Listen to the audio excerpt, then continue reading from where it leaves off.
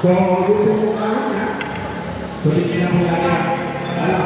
Mag-ilis na po ang pabulungan.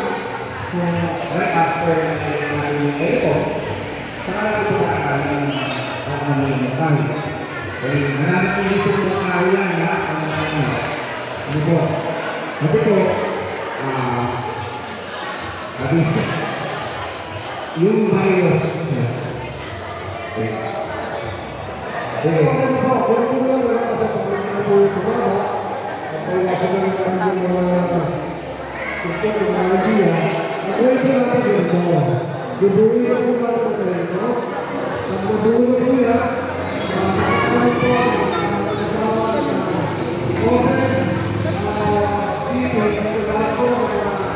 Stakeholder na gusto ipatupad yung sinasabi ko ang gobyerno.